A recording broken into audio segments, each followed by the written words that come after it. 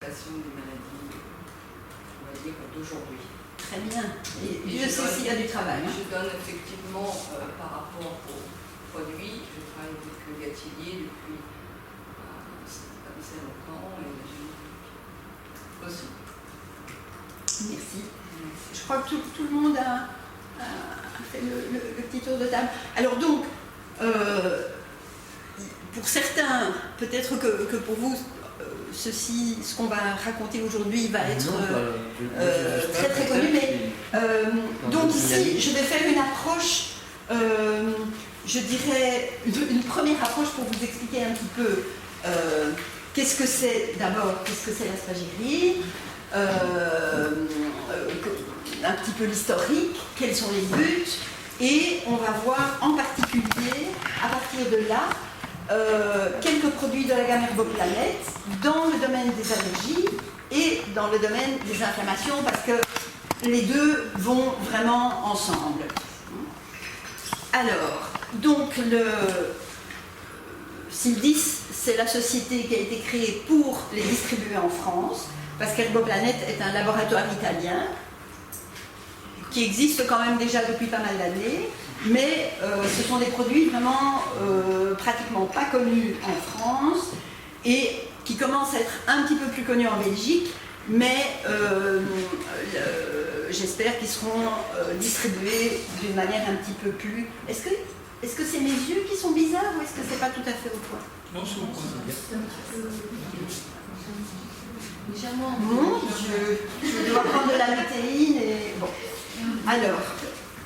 Donc, d'abord, la spagyrie, et en particulier dans ces domaines-là, pour ce soir, mais ce que je vais vous raconter ici est valable vraiment pour toute une gamme très très très fouillée, mais on va commencer, peut-être tu vas commencer par distribuer plutôt la gémothérapie et certains produits qui existent aussi en comprimé parce qu'ils sont très complémentaires et ils sont aussi plus faciles à... On fera un tout petit point à la fin pour la gamme si tu veux. Très bien. Le repas. Très bien, très bien, très bien. Alors quels sont les buts? Ceci c'est un slide que je repasserai tout à l'heure, mais c'est vraiment déjà pour vous donner une idée pourquoi cette méthode spagyrique. Eh bien, l'important c'est d'offrir une biodisponibilité maximale. On peut très bien prendre des compléments alimentaires, du glutathion, de la carnitine ou des choses comme ça, et en fait, ne pas en profiter au maximum parce que la biodisponibilité n'y est pas. Nous allons voir qu'avec cette technique de préparation, eh bien, on va avoir la possibilité d'extraire vraiment le plein potentiel de la plante. Parce qu'avec la technique spagyrique, la méthode spagyrique, nous allons avoir d'une part les principes actifs de la plante beaucoup plus concentrés, mais aussi toute une série d'autres éléments, comme des oligo-éléments, des minéraux, des huiles, que nous n'avons pas dans la préparation de gémothérapie classique. Ce que nous allons aussi faire, donc tous les éléments curatifs de la plante, et pouvoir en conserver toute la force vitale, parce que nous allons voir qu'avec cette méthode de fabrication, on va énergétiser le produit et le dynamiser d'une certaine façon. Et ce qui est intéressant aussi, c'est avec cette technique de préparation, on élimine toutes les impuretés et aussi tous les éléments toxiques de la plante. Donc certaines plantes qui peuvent être toxiques ou qui peuvent contenir des principes toxiques ne vont plus du tout. Par exemple, si on préparait de la digitale ou de l'aconite de cette manière-là, il n'y aurait plus du tout de toxicité.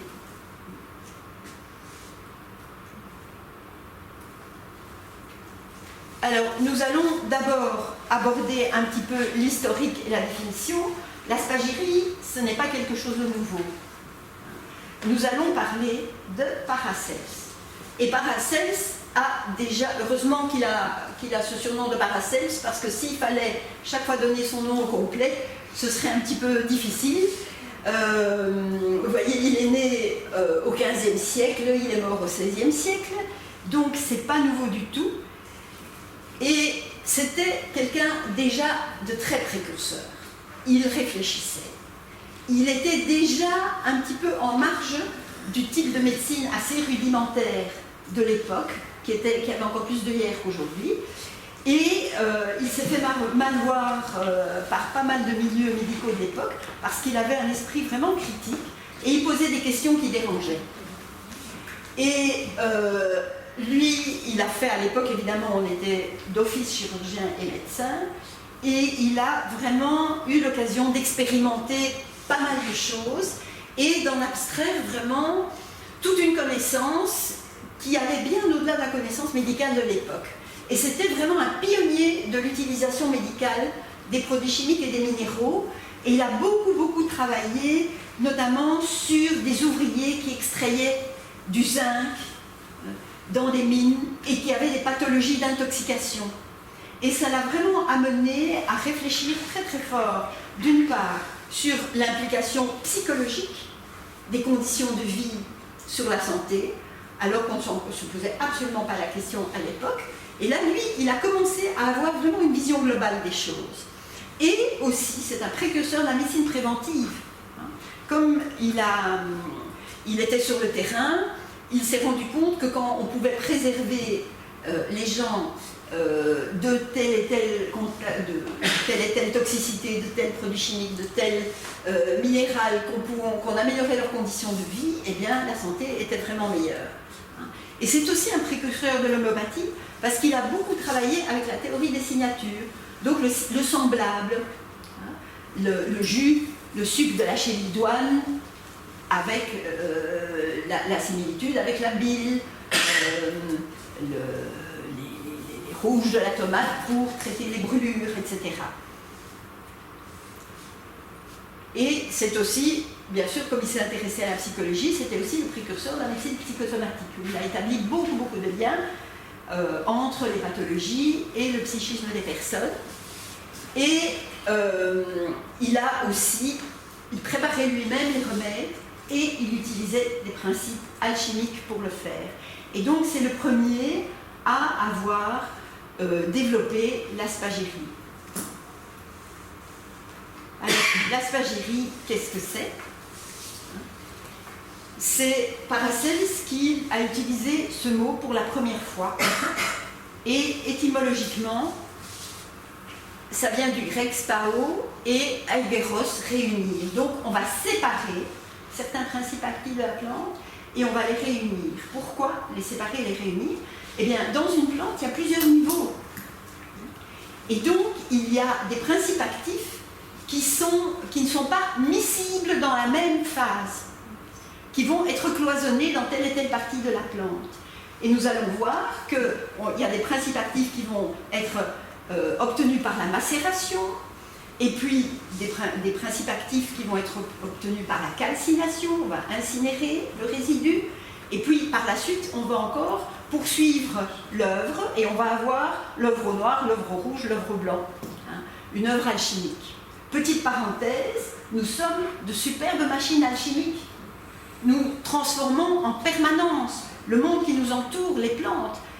Tout se transforme, on part du chaos, les structures dissipatives de Prigogine, et on va en faire quelque chose d'organisé parce qu'on transforme. On transforme les aliments qu'on ingère, l'air qu'on respire.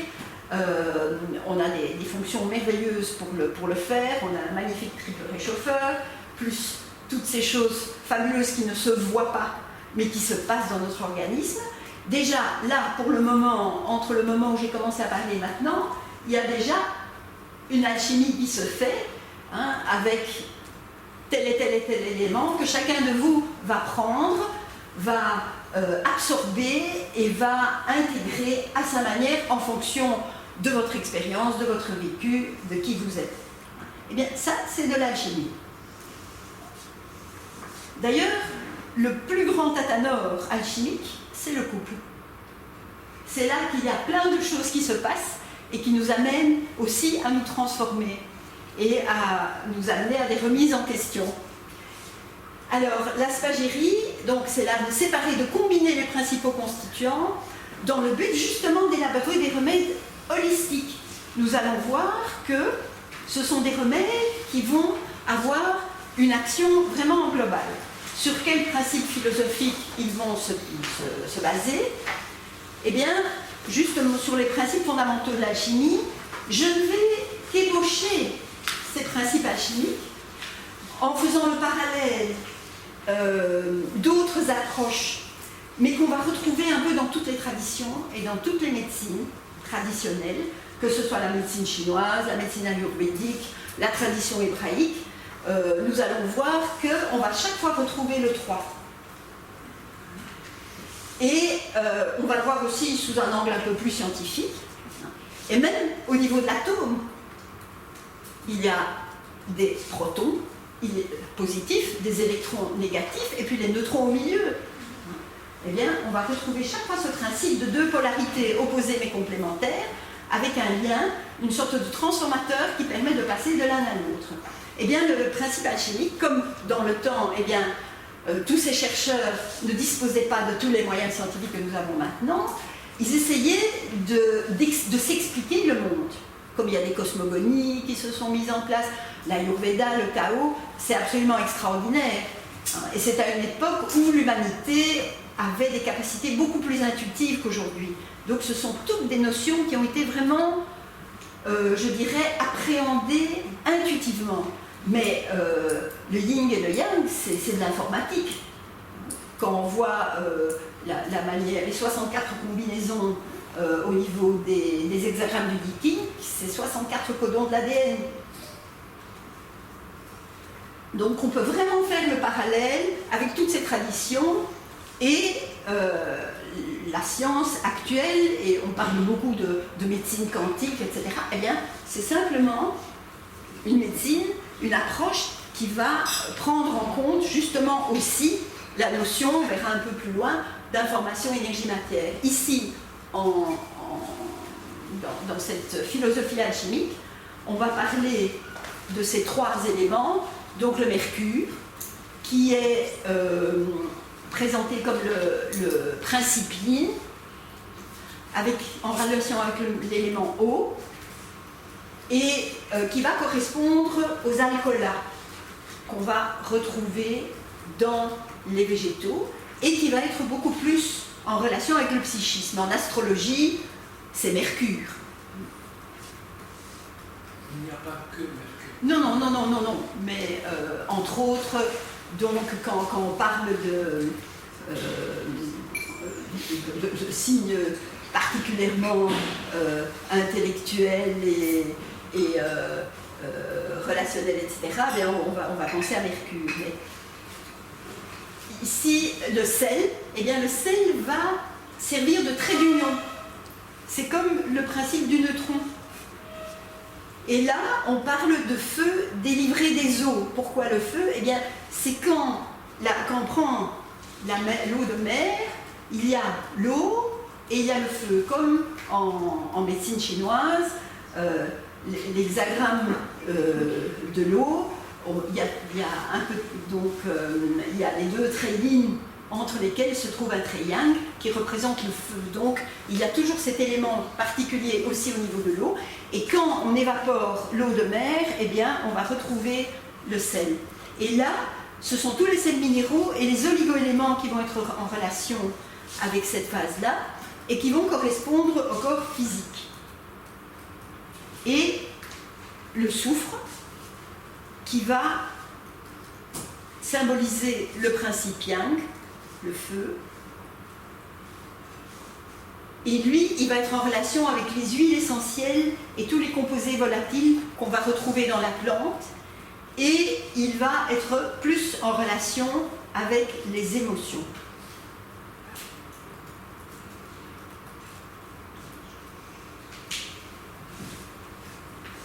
Là. Donc on a l'esprit de la plante. Au niveau du sel, qui fait le trait d'union, on va avoir le corps de la plante et l'âme de la plante. Donc cette vision de la spagyrie dans son côté alchimique va vraiment prendre le totem de la plante, pas uniquement au niveau des principes chimiques. Donc là, je vous ai mis un petit rappel de tout ce but de cette méthode spagyrique. Et on va voir quelles sont les méthodes de préparation. Alors, il y a une différence entre teinture spagyrique et teinture spagyrique alchimique. Il y a certaines étapes dans la préparation d'une teinture spagyrique alchimique qu'il n'y a pas dans simplement la teinture spagyrique. Et alors vous connaissez sans doute les élixirs spagyriques de Tony Serron, Elixal, c'est aussi de la spagyrie, mais ce n'est pas du tout le même type de préparation, et ce sont des élixirs qui ont, je dirais, une action beaucoup plus psychologique. Il y a une action physique, mais beaucoup plus psychologique que la gémothérapie des macérats spagyriques alchimiques. Alors, comment est-ce qu'on va procéder? Tout d'abord, mais là, je ne vais pas m'appesantir parce qu'il me faudrait déjà un gros quart d'heure pour vous expliquer comment on fabrique de l'alcool spagyrique, qui est de l'alcool à 100 degrés. L'alcool habituel est à 95 degrés, avec des impuretés. Et pour préparer de l'alcool à 100 degrés, débarrassé de toutes ces impuretés, il y a des techniques qu'Herboplanète utilise, avec du tartre et l'utilisation aussi de chaux vives. Donc il y a vraiment tout un travail particulier qui va permettre de débarrasser l'alcool de toutes les impuretés et avoir un alcool à 100 degrés, qui est un alcool très fin. Et quand vous goûtez cet alcool à 100 degrés, il n'a pas du tout une saveur piquante ou brûlante, il a une saveur douce. Et les propriétés particulières est qu'il va être beaucoup plus pénétrant. Lorsqu'on va mettre les bourgeons en macération dans cet alcool, donc on va mettre de l'alcool plus de l'eau de source pour faire une teinture. Pour un macérat, on va faire la même chose, mais il y aura aussi de la glycérine qui va être ajoutée, un macérat glycériné. Et cet alcool va être mis en présence avec les bourgeons. Eh bien, il va pénétrer beaucoup plus en profondeur la plante et pouvoir extraire beaucoup plus de principes actifs. Et nous allons voir que ce qui est intéressant aussi, c'est qu'avec cette technique de préparation, on ne va pas, la plupart des préparations et des macérats sont préparés en général en 48 heures. Ici, nous allons voir qu'il faut 3 mois. Qu'on va dynamiser cette préparation à travers différentes étapes, mais qui vont chaque fois se passer durant un cycle lunaire. Et cela va déjà conférer toute une dynamique et toute une information différente à la préparation. Alors, pour dynamiser, qu'est-ce qu'on fait? Eh bien, on va mettre 2 flacons, 2 ballons avec un col plus étroit, et on va le lutter. Donc, on va mettre une préparation à base d'argile autour pour le rendre hermétique. Et on va,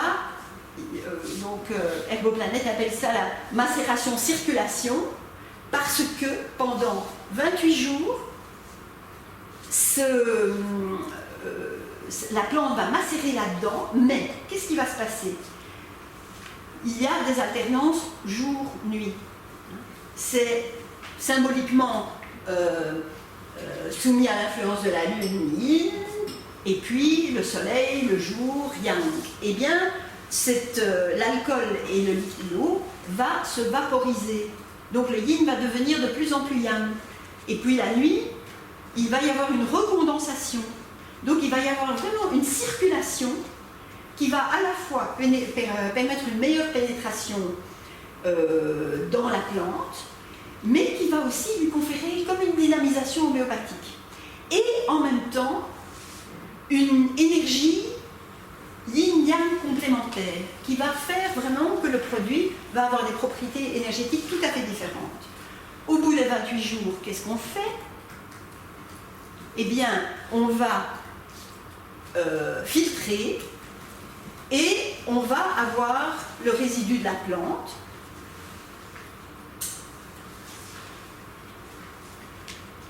qu'on va calciner. On va garder la solution d'un côté parce qu'on va l'utiliser par la suite, mais on va réduire en cendre le résidu du macérat et on va le remettre en solution. Et on va de nouveau redynamiser pendant 28 jours. On va refiltrer et on va avoir la teinture énergétisée qui va être riche en oligo-éléments grâce au contenu des cendres.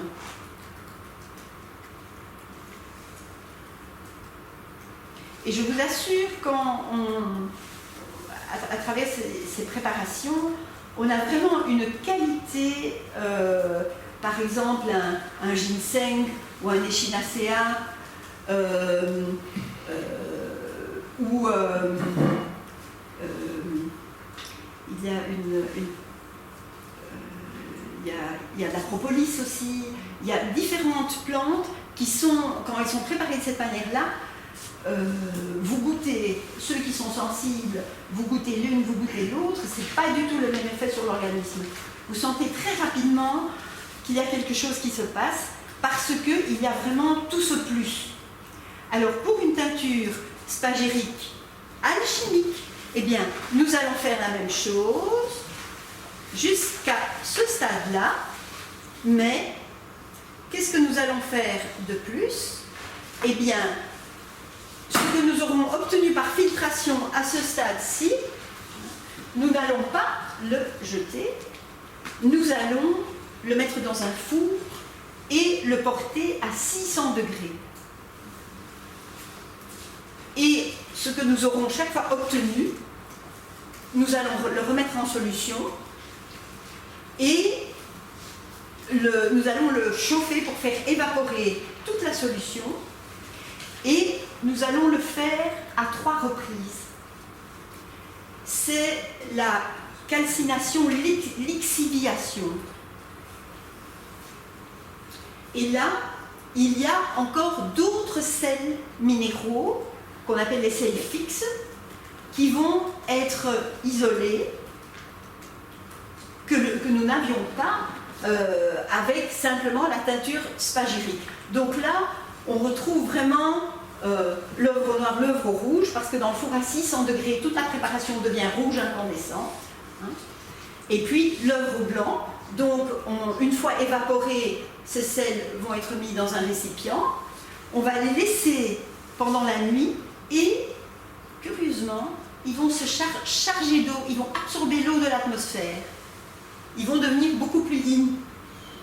Et ce sont ces sels-là qu'on va remettre en solution avec les deux, donc cette solution-là, l'autre solution, et donc on a 3 niveaux d'extraction qui vont être réunis et qui vont donner vraiment quelque chose de tout à fait particulier, vraiment à la fois énergétisant, enfin très très riche en principes actifs, très complet et très énergétique. Quelles sont les différences et les comparaisons entre une teinture mère classique, une teinture spagérique et une teinture spagérique alchimique? D'abord, l'alcool de la teinture mère classique, c'est de l'alcool à 95 degrés qui va avoir un degré de pénétration, mais comme il est non purifié, on va avoir un résidu d'extraction à 1/10. Et il n'y a pas d'oligo-éléments, il n'y a pas de minéraux. Dans la teinture spagérique, nous allons avoir des oligo-éléments, mais vous voyez que la concentration est beaucoup plus importante. On a un résidu d'extraction qui va d'1/4 à 1/5, qui n'est pas toujours la même pour les plantes. Donc, Herboplanète va préparer les plantes en fonction de leur personnalité propre. Il y a des plantes qui demandent plus de solutions. Il y a la plupart de ces plantes de ces teintures mères et des bourgeons sont fabriquées avec des plantes fraîches. Hein. Mais certaines vont être fabriquées avec des plantes sèches, comme par exemple le ginseng. Parce que l'extraction va se faire d'une manière encore plus complète et la quantité, la proportion d'eau, la proportion d'alcool va être tout à fait personnalisée pour la plante. La teinture spagérique alchimique, là on va avoir aussi un produit très très concentré, mais en plus des oligo-éléments, on va aussi avoir des minéraux et les sels fixes de la plante et toute une information dynamisation qui est beaucoup plus importante que celle de la teinture spagérique simple. Alors pour les macérats, on va faire la même chose, à part qu'on va utiliser un solvant hydroglycéroalcoolique. Et là, pour la gémothérapie, le résidu d'extraction est de 1/20, sans oligo-éléments, sans minéraux, sans dynamisation. Tandis que le macérat spagérique alchimique, avec l'alcool pur, vous voyez, c'est 4 fois plus concentré. Et on va avoir oligo-éléments, sels minéraux, on va aussi avoir certaines huiles, et on va avoir aussi des alcoolats. Alors, donc c'est une méthode vraiment de traitement holistique. Et là, je vais aborder la notion du trio indissociable. Là, on retrouve de nouveau 3. On ne peut pas dissocier la matière de l'énergie et de l'information, ce que malheureusement, la plupart de mes collègues allopathes n'arrivent pas à comprendre. Ils ne comprennent pas que l'homéopathie est de l'information pure sur un support.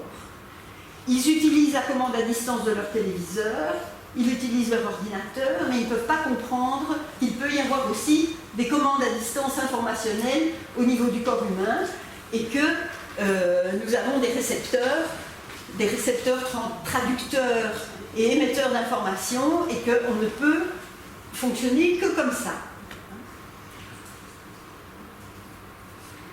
L'information, c'est vraiment ce qui va relier toutes les sciences, et notamment les sciences humaines. Et ce que nous oublions souvent en médecine, c'est que la médecine n'est pas une science pure et dure, comme on voudrait nous le faire croire, c'est un art. Et qu'il y a des tas d'impondérables et des tas de choses qu'on ne connaît pas et qu'on découvre encore. Et la transduction, ça c'est une propriété vraiment essentielle du vivant, de laquelle on ne peut pas se passer, parce que c'est vraiment par ce processus qu'on passe de l'information à l'énergie, à la matière, et vice-versa, en permanence. Et c'est grâce à ça que nous pouvons maintenir l'harmonie, l'homéostasie de notre organisme.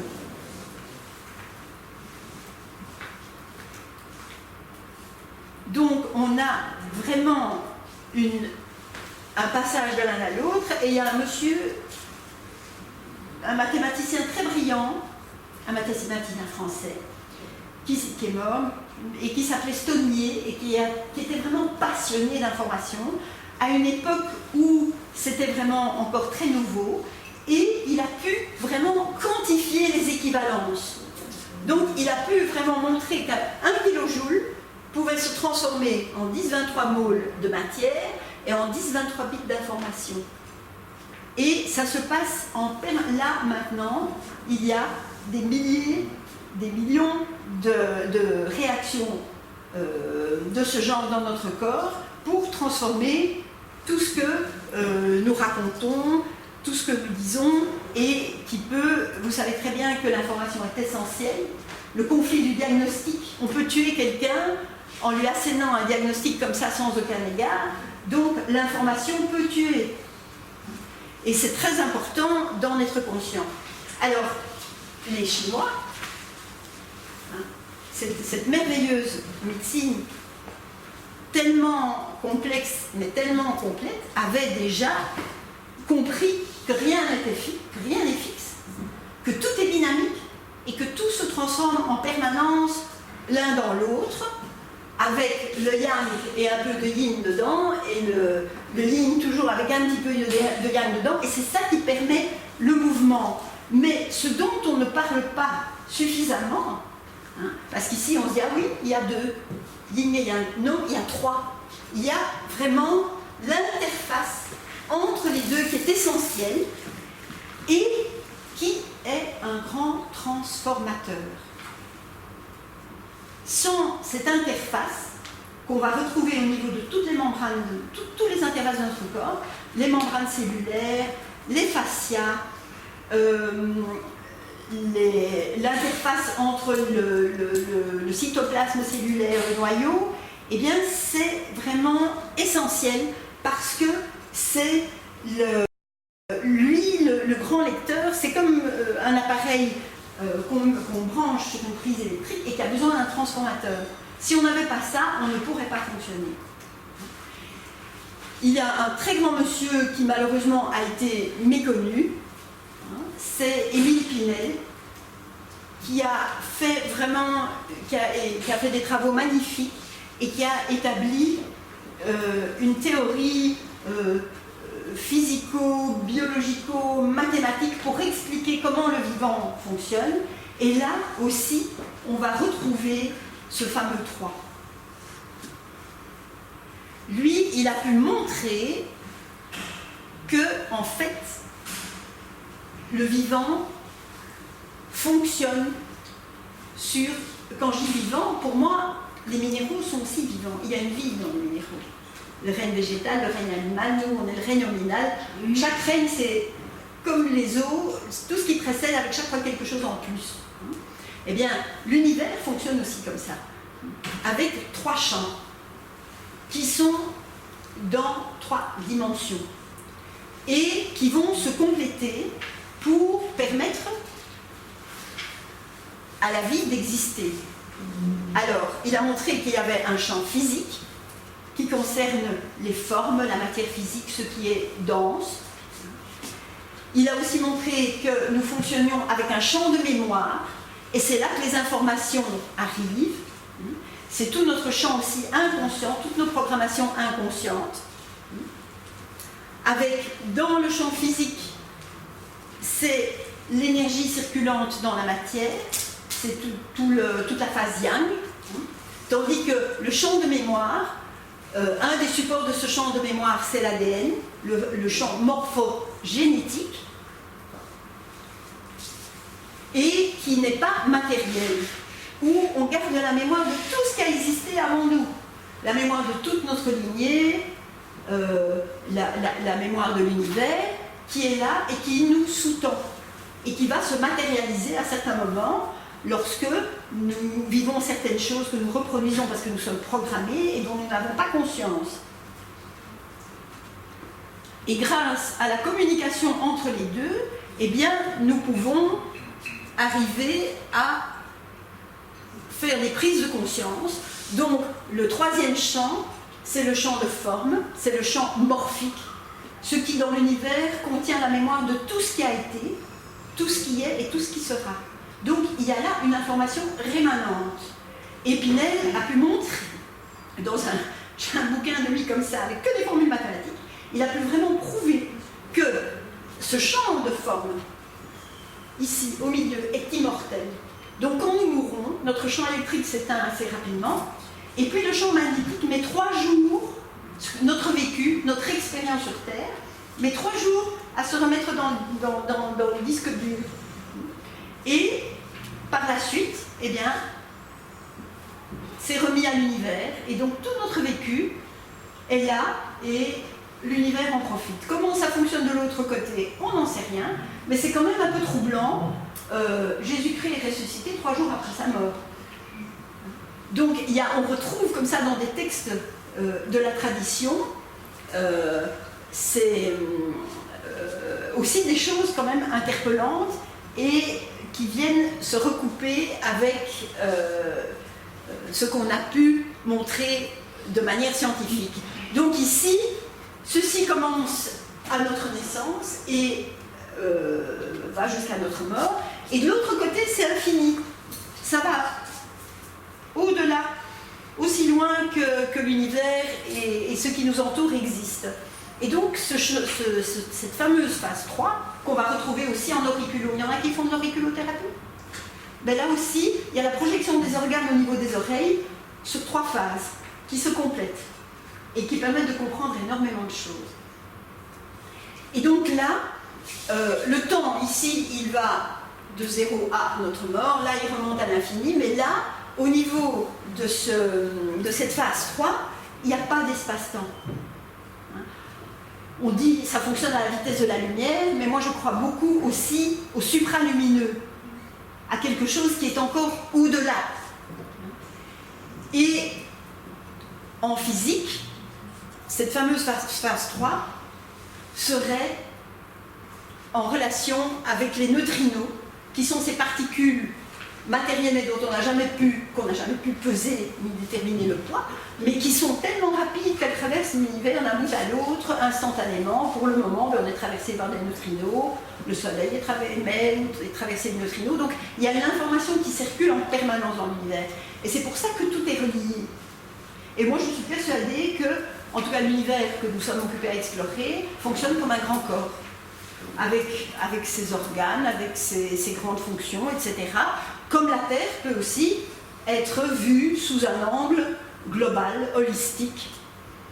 Et donc, il y a toujours une particule, la physique nous dit qu'il y a une particule, le quark, et une onde une onde psychologique, c'est-à-dire une onde informationnelle, qui est associée, donc on est particule et matière. On émet des photons, on perçoit des photons, et ces photons sont porteurs d'informations. Et ça, c'est intéressant de voir les choses sous cet angle-là, parce que ça nous permet de comprendre pourquoi c'est tellement important de voir l'être, en tout cas, sous un angle holistique. Et donc, la tradition ici nous parle du mercure, du sel et du soufre. Eh bien, il y a une analogie avec les 3 champs de Pinel. La spagyrie permet une action globale qui va agir vraiment sur les 3 plans. Les relais de spagyrie comportent une information, vont diffuser de l'énergie et vont permettre d'équilibrer l'organisme d'une manière énergétique, et vont aussi apporter des principes physiques, matériels de la plante, qui vont aussi agir à un niveau moins subtil, mais quand même nécessaire. Alors, c'est vraiment intéressant de voir vraiment, au niveau de la spagyrie, la possibilité de pouvoir réunir des substances qui normalement ne sont pas solubles. Alors, c'est merveilleux de voir le monde minéral, le monde végétal, même le monde animal nous aider. Il existe aussi des élixirs d'animaux, etc. En fait, moi je vois les choses sous cet angle-là. Donc, tous ces organismes ont dû évoluer pour survivre tout au long de l'évolution, et la vie a créé toutes sortes d'espèces différentes qui se sont adaptées à tel terrain, à tel terrain, à tel terrain. Eh bien, le fait de pouvoir fabriquer des remèdes à partir de ces substances, c'est une manière de profiter de l'expérience de toutes ces plantes. Donc, ces plantes ont gardé l'information de toute leur lutte, de toute leur expérience, et vont venir nous aider, nous, aux endroits où nous avons besoin d'un coup de pouce, de débloquer une situation, d'harmoniser, etc. C'est le principe des élixirs, des fleurs de bac et tout. Qu'est-ce qu'ils font? Ils nous permettent d'avoir une vision différente des choses. Quand nous sommes face à un problème, nous nous cognons le nez contre le mur et nous ne voyons pas que la porte est là. L'élixir, qu'est-ce qu'il fait? Il nous fait faire 3 pas de recul et la solution est là. Voilà. Eh bien, je trouve ça absolument merveilleux que les autres règnes qui nous entourent puissent vraiment servir à nous soigner d'une manière vraiment tellement complète et tellement holistique. Donc les remèdes spagyriques vont à la fois travailler sur l'information, sur l'énergie et sur la matière. Donc, vous savez très bien que quand on est stressé, on peut se faire par exemple une gastrite. Et si on laisse évoluer les choses beaucoup plus loin, ça va finir par une lésion. Et donc, malheureusement, l'allopathie reste branchée sur la matière, mais il y a tous les autres niveaux. Et il est beaucoup plus intéressant de corriger le déséquilibre le plus haut possible dans cette pyramide de la santé, parce que c'est là qu'on va vraiment obtenir un changement total. Si on ne s'occupe que du symptôme, on va peut-être gommer le symptôme, mais l'organisme va le déplacer ailleurs. Tandis que quand on va vraiment prendre les choses en 3 dimensions, là, il y a vraiment une transformation profonde qui peut s'opérer à tous les niveaux. Donc au niveau information, on va voir les alcools-là. Les huiles essentielles vont plutôt travailler au niveau énergie, et au niveau de la matière, on va avoir l'action des sels minéraux et des oligo-éléments. Donc une action vraiment globale.